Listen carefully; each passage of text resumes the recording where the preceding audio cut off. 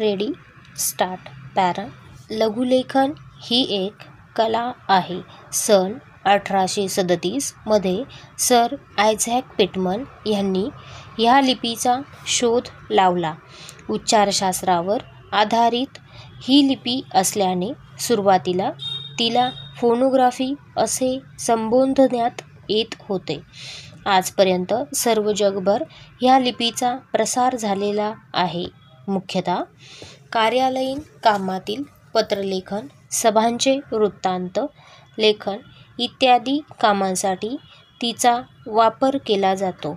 याशिवाय आपले महत्त्वाचे लेखन गोपनीय राहावे यासाठीही काही ठिकाणी याचा वापर केला जातो. पॅरा. भूमितीतील निरनिराळ्या कोनांतून काढलेल्या सरळ रेषा, वर्तुळांचे निरनिराळे भाग, जाड आकृत्या, पातळ आकृत्या, लहान मोठ्या आकृत्या, बिंदू, टिंबे यांच्याद्वारे आधारे यांचे लेखन व वाचन केले जाते.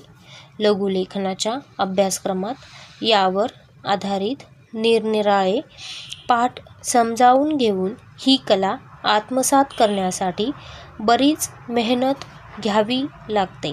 कारण संकेताकृती कशा लिहावयाच्या याचे ज्ञान झाले तरी वारंवार त्या गिरवून त्यावर प्रभुत्व मिळवणे ही एक अवघड गोष्ट आहे.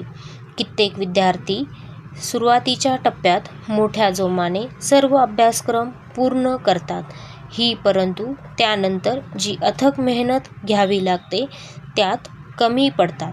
प्रसंगी इतर जबाबदाऱ्या सांभाळताना ते लघुलेखनाच्या ह्या कलेकडे पाठ फिरवितात.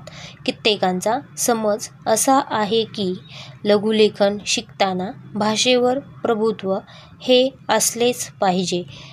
हे म्हणजे 50% सत्य आहे. कारण लघुलेखनासाठी विद्यार्थ्याला भाषेच्या व्याकरणाचे ज्ञान असले पाहिजे, परंतु त्यासाठी भाषापंडित असण्याचे कारण नाही. याउलट असे म्हणता येईल की लघुलेखनामुळे विद्यार्थ्याला भाषेची गोडी लागते आणि त्याचा शब्दसंग्रह वाढल्याने तो काही काळाने स्वतः उत्तमोत्तम शब्द आणि वाक्प्रचारांचा वापर करून पत्रलेखनात तरबेज होऊ शकतो. पॅरा. लघुलेखनासाठी उत्तम शिक्षक अथवा मार्गदर्शन मिळणे आजकाल दुरापास्त होत चालले आहे. याचे मुख्य कारण म्हणजे इतर विषयांतील शिक्षक त्यांच्या विषयात निष्णात झाल्यानंतर ते ज्ञान अखंडपणे त्यांच्या शिष्यांना देत राहतात. परंतु उत्तम लघुलेखकाला स्वीय सहाय्यक, उच्च अधिकारी इत्यादी पदे प्राप्त झाल्यानंतर ती लघुलेखनात रस घेईनासा होतो आणि ही कला त्याच्याबरोबरच लुप्त होते. परंतु उत्तम मार्गदर्शकाला अभ्यासू विद्यार्थी मिळाल्यानंतर आणि त्यांनी ही कला आत्मसात करून चांगल्या नोकऱ्या मिळविल्यानंतर होणारा आनंद अवर्णनीय असा असतो. प्रशिक्षित लघुलेखकाचे वेतन उच्च दर्जाचे असते.